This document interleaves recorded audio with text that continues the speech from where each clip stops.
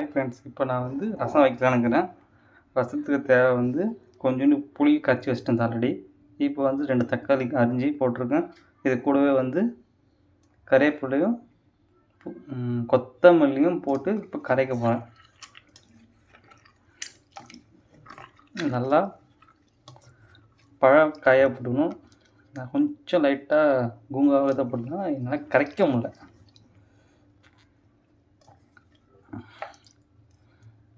பாருங்கள் ஃப்ரெண்ட்ஸ், எல்லாம் தக்காளி வந்து இந்த மாதிரி கலக்கி எடுத்துகிட்டு அந்த கெட்டியாக தக்காளி வரையும் எடுத்து ஸ்க்ராப் பண்ணிட வேண்டியது தான்.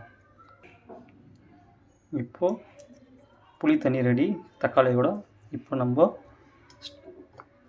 அடுத்து வந்து எண்ணெய் காய வச்சு தாளிக்க வேண்டியது தான்.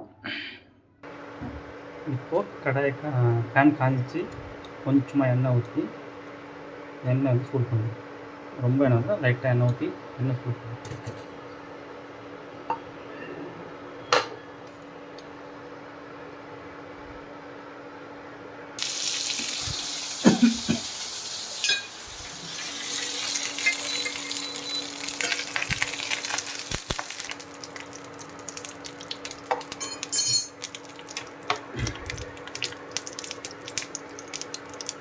இப்போ கரைச்சி வச்ச தண்ணியை நம்ம ஊற்றிட்டு கொதிக்க வைக்கணும். கொதிக்க வைக்கிறதுக்கு முன்னாடி என்கிட்ட ரசப்பொடி இருக்குது. ரசப்பொடி போடலான்னு இருக்கேன். போட போகிறேன். பாருங்கள் மேலே பார்த்தா தெரியும். ரசப்பொடியை சேர்த்துருக்கேன். ரசப்பொடி சேர்த்து நல்லா கொதிக்க வைக்கணும் ஃப்ரெண்ட்ஸ். கொதிக்க வைக்கும்போது அந்த பச்சை வாசனை போகும். இப்போ தேவையான அளவுக்கு உப்பு போட்டுக்கலாம்.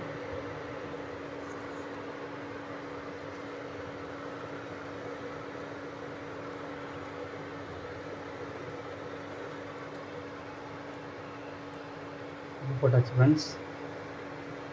இப்போ கொஞ்சம் ஒரு 2 நிமிஷம் கொதிக்க வச்சுட்டு அப்படியே கறிவேப்பிலை போட்டு கொஞ்சமாக கொத்தமல்லி போட்டு இறக்க வேண்டியதான் பஸ். இதோட வேறு எதுவும் சேர்க்க தேவைன்னு நினைக்கிறேன்.